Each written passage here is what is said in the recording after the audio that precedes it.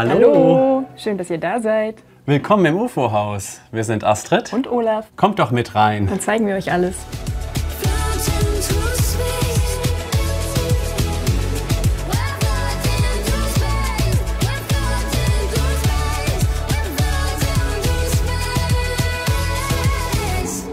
Ja, wie ihr seht, sieht das hier alles ein kleines bisschen anders aus. Es ist nämlich ein rundes Haus.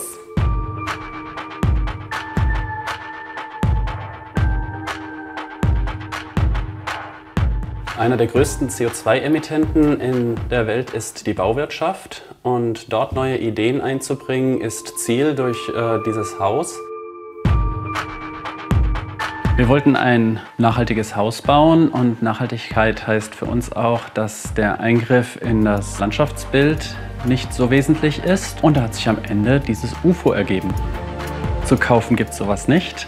Da habe ich mich hingesetzt und habe dann selbst gezeichnet und selbst entwickelt und am Ende ein UFO gebaut.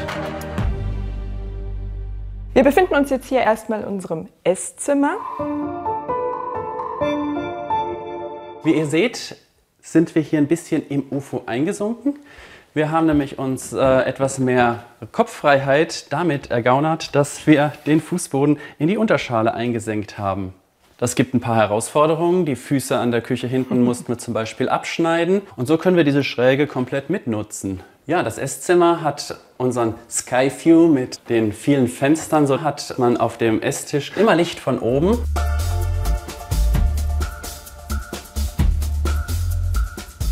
Vielleicht fragt ihr euch, wozu diese Platten überall sind. Unser ganzes Haus ist gedämmt mit Zelluloseflocken. Genau. Das ist eigentlich Altpapier, das aufgeflockt wurde und dann in das Haus eingeblasen wurde, in alle Hohlräume.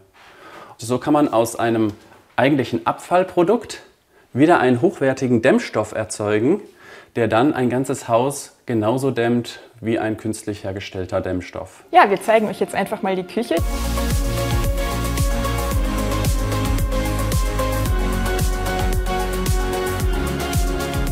Viele fragen uns, wie kann man eine Küche in ein rundes Haus bauen? Naja, man baut die Küche halt rund in die Rundung rein und alles, was nicht passt, wird einfach abgeschnitten.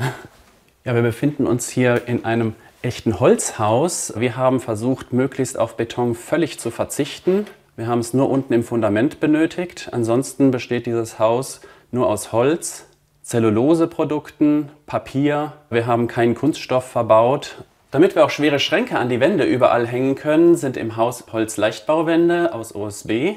Und damit wir die Ausdünstung des OSBs nicht bekommen, haben wir überall Lehmputz aufgetragen auf die Wände. Und der Vorteil von den Lehmputzwänden ist außerdem auch noch, dass der Wasser speichern kann. Also gerade Wasserdampf, der dann in der Küche beim Kochen entsteht, kann dann erstmal abgepuffert werden und dann wird es gar nicht erst so feucht im Haus. Also Lehmwände sind echt eine super Sache.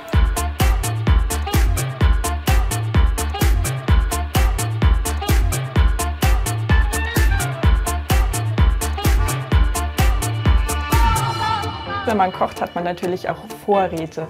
Und einige Vorräte können wir dann hier in unserem Vorratsraum speichern. Da gehen wir einfach mal hin. So, da hätten wir dann hier unsere ganzen Schränke. Wir haben hier 1000 Liter Wasser, die wir aufheizen können und von denen wir dann über die Tage wieder zehren können. Wir haben hier alle Pumpen drin, unsere elektrische Verteilung drin und so hat dieser Raum eine ganz wichtige Funktion, obwohl er sehr klein ist. Dann nehmen wir euch doch jetzt einfach mal mit in unser Wohnzimmer. Im Wohnzimmer ist es kuscheliger.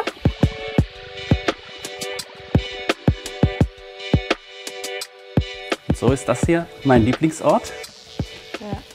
Ich liege in einer geschützten Ecke und schaue in einen spacigen Raum. Das Leben in einem eckigen Gebäude können wir uns kaum mehr vorstellen, da wir dieses Raumgefühl der Rundung so genießen und auch uns so daran gewöhnt haben. Wenn wir einige Zeit in eckigen Häusern wieder unterwegs waren, ist es befreiend, wieder in dieses UFO zurückzukommen, in ein rundes Haus, da unser Gehirn ja eine Rundung nicht als Wand realisiert.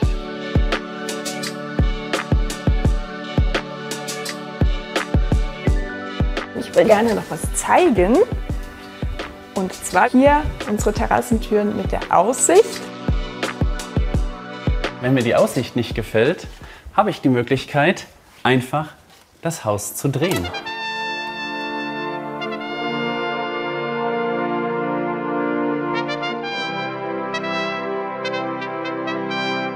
Tschüss.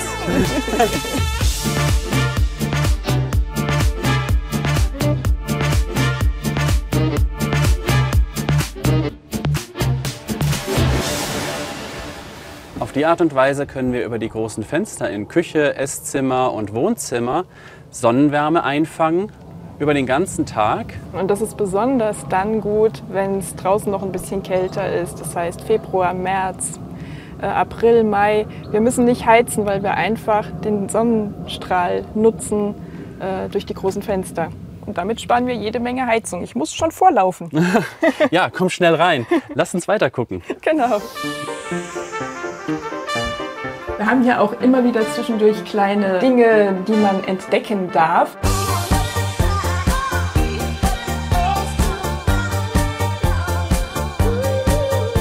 Der Frosch bleibt draußen. Ja, der bleibt draußen. In der Planung haben wir berücksichtigt, dass wir möglichst lange in diesem Haus wohnen können.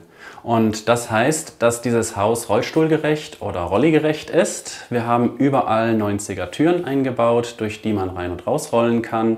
Wir haben auch hier im Bad genug Platz, dass man in die Dusche rollen kann und zur Toilette rollen könnte.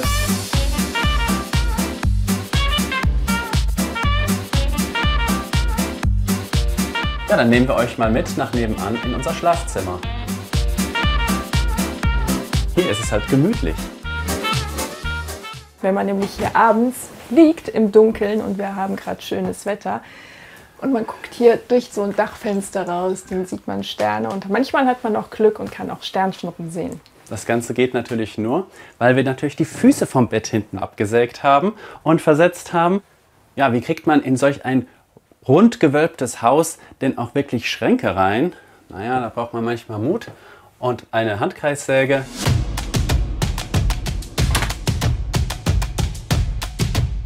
Ja, wie ihr hier seht, haben wir immer wieder bunte Wände. Im Wohnzimmer war es rot und hier im Schlafzimmer haben wir es zweifarbig gewählt. Unten gelb, oben blau. Erinnert tatsächlich so ein bisschen an Strand und Meer, weil wir auch sehr gerne im Urlaub ans Meer fahren.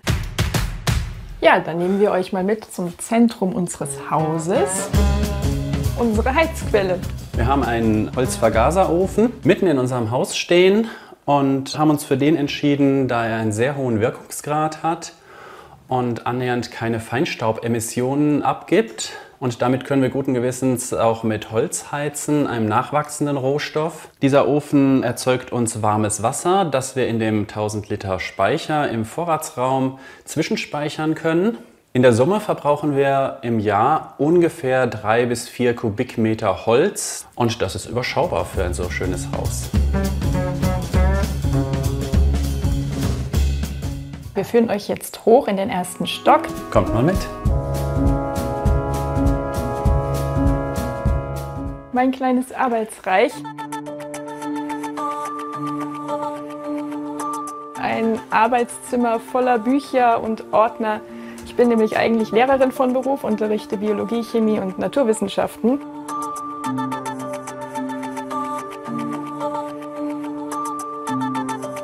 Ja, auch Olaf hat natürlich ein Arbeitszimmer. Ja, kommt mal rüber zu mir.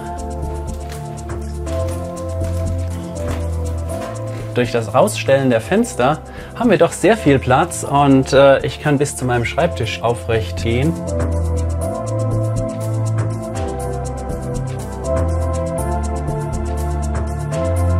Der Bau, weil ich ja alles selbst geplant habe, war natürlich spannend. Haut das wirklich so hin? Bekomme ich wirklich diese Raumeffekte, die ich mir überlegt hatte, als ich vor dem PC saß und das Ganze konstruiert habe? Das ganze Haus habe ich digital geplant als CAD-Zeichnung. Diese CAD-Zeichnung ging an einen Bauingenieur, der hat dann die Statik darauf gerechnet. Und diese digitale Zeichnung ging dann an das Holzbauunternehmen und am Ende haben wir dieses Haus als Baukasten geliefert bekommen und hier zusammengebaut und zusammengesteckt.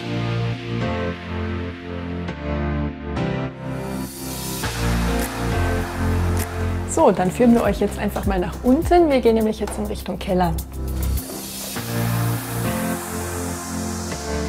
Ja, und unter diesem Teppich verbirgt sich der Eingang in unsere Unterwelt.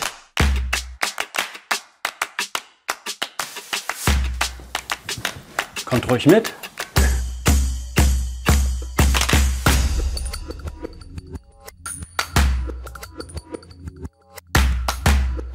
Hier unten seht ihr den Antrieb unseres Gebäudes. Ein großer Elektromotor, der in eine Kugeldrehverbindung eingreift über sein großes Zahnrad. Wir können 2 Geschwindigkeiten fahren. Einmal mit der Sonne mitdrehen, mit dem Sonnenstand. Und wir können natürlich innerhalb einer Stunde das Gebäude einmal um die eigene Achse drehen. Damit wir uns die Kabel und Leitungen nicht abdrehen, haben wir einen Notstopp hier drin, sodass wir nur bis zu einem bestimmten Punkt drehen können. Und dann müssen wir wieder zurückdrehen.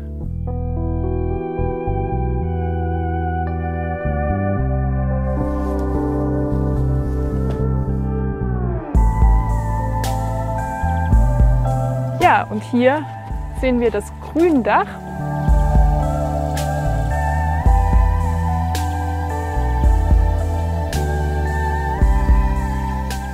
So ein Gründach ist natürlich eine Oase für Insekten und Schmetterlinge, die hier drin leben. Auf der anderen Seite kühlt das Gründach auch. Wir haben keinen Hitzestau im Sommer, dadurch, dass hier ja ständig Wasser verdunstet.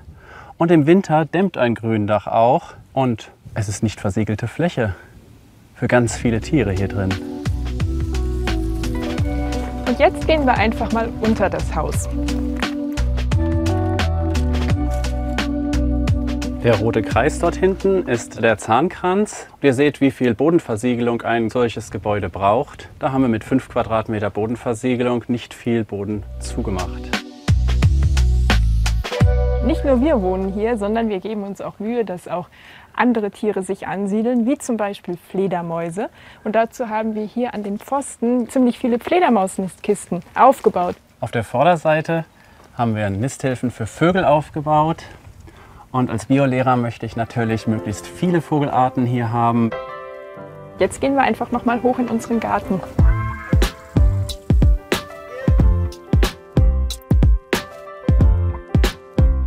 Auch hier im Garten möchten wir nachhaltig wirtschaften und bauen eine Permakultur auf. Hier haben wir einen Kirschbaum und als Bodendecker rundherum haben wir Erdbeeren gepflanzt, sodass eine Pflanzensorte die andere positiv unterstützt und wir am Ende einen Garten haben, der sich selbst erhält und uns Ertrag liefert.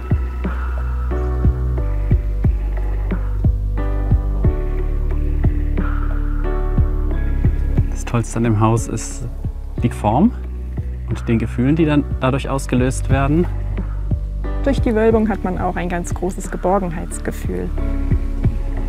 Und ein Gefühl des Stolzes übermannt einen doch auch immer wieder, weil man einfach weiß, so, das hat man geschafft.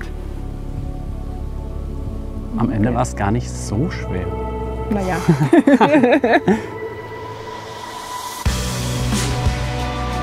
Das war's mit unserer Home-Tour. Wir hoffen, wir konnten euch für nachhaltiges Bauen und nachhaltiges Wohnen begeistern. Und wenn ihr euch noch für weitere kreative Häuser interessiert, dann klickt doch einfach hier und abonniert diesen YouTube-Kanal. Tschüss! Tschüss!